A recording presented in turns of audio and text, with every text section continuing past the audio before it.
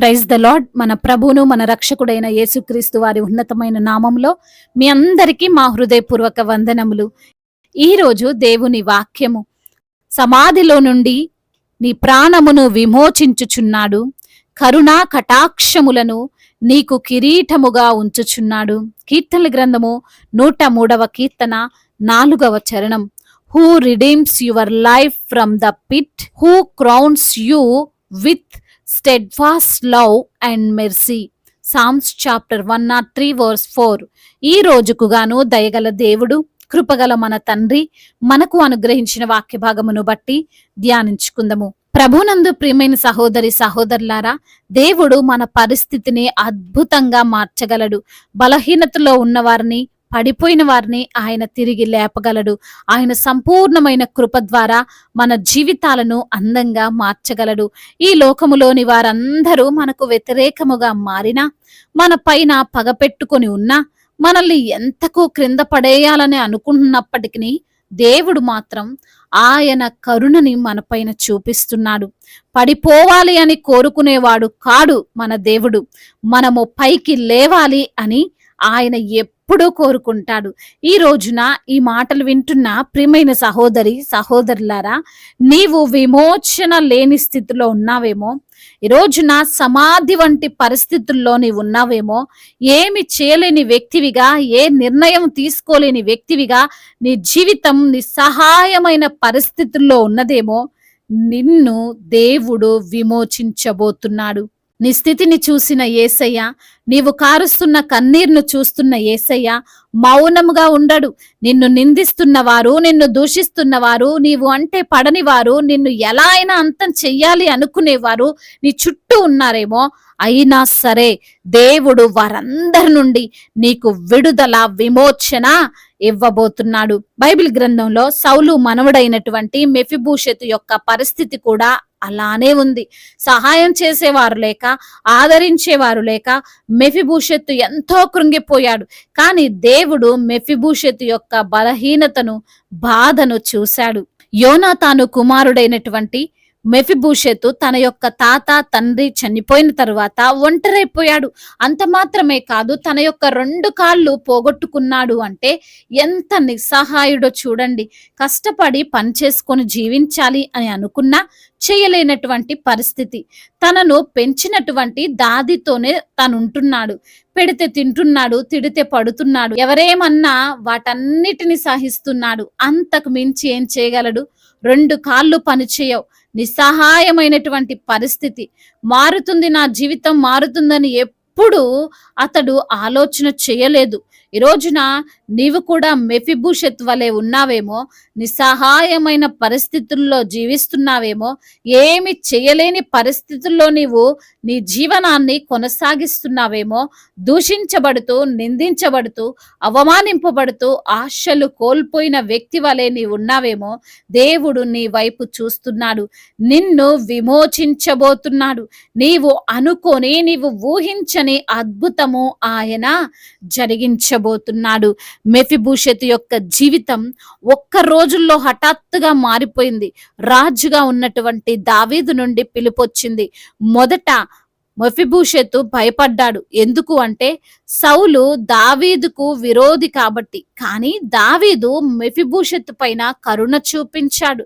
భయపడకు, నీ స్థితిని నేను మారుస్తాను అని చెప్పి తన తాత అయినటువంటి సౌలు ఆస్తులన్నీ అతనికి చెందేలా చేస్తాడు. అంత మాత్రమే కాదండి, ఇంతవరకు ఎక్కడ తిన్నావో ఏం చేశావో తెలియదు గాని ఇప్పటి నుండి నా భోజనపు బల్ల దగ్గర నీవు ఉండాలి, ఇక్కడే తినాలి అని గౌరవమును కూడా ఇచ్చాడు. అంతవరకు నా జీవితం ఎందుకు అనుకున్నటువంటి మెఫీబోషెతు పేదవాడు అని, నిస్సహాయుడని తనని తాను నిందించుకున్న మెఫీబోషెతు ఒక్కసారిగా ఏదో బంధకాల నుండి విడిపింపబడి స్వేచ్ఛను పొందుకున్నాడండి. దేవుడు దావీదు ద్వారా తన జీవితాన్ని మార్చాడు. ఈ రోజున నీ జీవితాన్ని కూడా ఆయన మార్చలేడా? తప్పకుండా మారుస్తాడు. నీవు అనుకున్నట్లు నీకు జరగదు. నీవు ఉన్న దుర్భరమైన పరిస్థితి, సమాధి వంటి స్థితిని ఆయన ఒక్క రోజుల్లో మార్చివేస్తాడు. నీవు దేనితో అయితే బంధింపబడిన వ్యక్తివిగా ఉన్నావో, ఏ పేదరికం జీవితంలో ఏ అనారోగ్యంలో ఎటువంటి అప్పుల బాధలో పడి విడిపింపబడక కొట్టుమిట్టాడుతున్నావో, ఎటువంటి బానిసత్వపు జీవితాన్ని కలిగి ఉన్నావో దేవుడు చూస్తున్నాడు. ఆయన నీ స్థితిని గొప్పగా మారుస్తున్నాడు. నీ కోసం కూడా దావీదు వలె ఒక వ్యక్తిని లేపుతాడు. ఆయన కరుణను నీపైన కుమ్మరించి నీ ప్రాణమును ఆయన రక్షించబోతున్నాడు. కాబట్టి విశ్వాసముతో దేవుని పైన ఆశ పెట్టుకుని జీవించు. అద్భుత కార్యములను నీవు తప్పక చూస్తావు. దేవుడు ఈ మాటలను దీవించి మన హృదయములో ఫలింపచేయునుగాక. వాక్య భాగమును బట్టి ప్రార్థించుకుందాము. ప్రతి ఒక్కరు కూడా ప్రార్థనలో ఏకీభవించగలరు. ప్రార్థన. మహాశక్తి సంపన్నుడా, కృపా కనికరములు కలిగిన దేవా, జీవాధిపతి, మీకు స్తోత్రములు ప్రభువా. అవును తండ్రి, మీరు తండ్రి అయా నిస్సహాయాలను చూసే దేవుడవు తండ్రి. నీ కరుణ కటాక్షములను వారిపైన కుమ్మరించే దేవుడవు తండ్రి. అయా అవును ప్రభువా, మా ప్రాణమును విమోచించున్న దేవుడవు నీవే తండ్రి. అయ్యా ఈ రోజున ఎందరైతే బిడ్డలు బంధకాల్లో ఉన్నారో, బలహీనతతో ఉన్నారో, అయా వారు ఏ స్థితిలో ఉన్నారో, పడిపోయిన స్థితిలో ఉన్నారో, లేవలేని స్థితిలో ఉన్నారో చూస్తున్న దేవుడవు తండ్రి. తప్పక వారి జీవితాన్ని మారుస్తానని వాగ్దానము చేసిన దేవా, మీకు వందనములయ్యా. ఈ రోజు మెఫీబోషెతు యొక్క జీవితాన్ని మార్చగలిగిన దేవుడవు, నా జీవితాన్ని కూడా మార్చగల దేవుడు అని బిడ్డలు నమ్మి విశ్వసిస్తుండగా వారి జీవితంలో అద్భుతమైన కార్యాన్ని మీరు జరిగించండి. ఈ రోజున ఎందరైతే బిడ్డలు వాక్యమును విని ప్రార్థనలో ఏకీభవిస్తున్నారో ప్రతి బిడ్డను మీరు పేరు పేరున దీవించండి, ఆశీర్వదించండి, బలపరచండి అయ్యా. వారికి ఉన్న ఇరుకులు, ఇబ్బందులు, వేదనలు, సమస్యలు అన్నిటి నుంచి కూడా విడుదల దయచేయమని బ్రతిమిలాడుకుంటున్నాం అయ్యా. మరి అనారోగ్యంతో బాధపడుతూ మంచాన పడి ఉన్నటువంటి బిడ్డలను మీరు లేవనెత్తండి.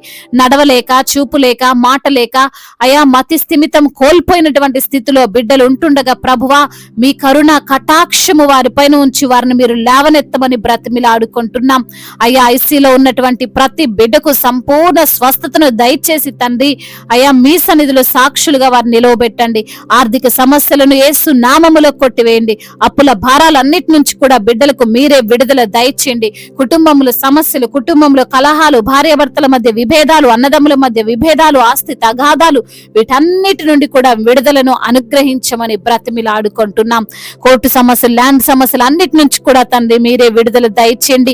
మీరే వారికి న్యాయమును జరిగించమని బ్రతిమిలాడుకుంటున్నాము తండ్రి అయా. చిన్న బిడ్డలందరినీ కాచి కాపాడండి. యవన బిడ్డలందరికీ తండ్రి అయా మీ యొక్క తోడును దయచేయండి ప్రభా, మీ యొక్క జ్ఞానాన్ని దయచేయండి ప్రభా అయా. ఎలా ఈ లోకంలో జీవించాలో తండ్రి అయా తగినటువంటి వివేచనను వారికి మీరు అనుగ్రహించమని బ్రతిమిలాడుకుంటున్నాం అయా. మరి ముఖ్యంగా నా ప్రభువా, ఎందరైతే బిడ్డలు గర్భఫలము లేక బాధపడుతున్నారో వారికి తండ్రి గర్భఫలాన్ని దయచేయండి.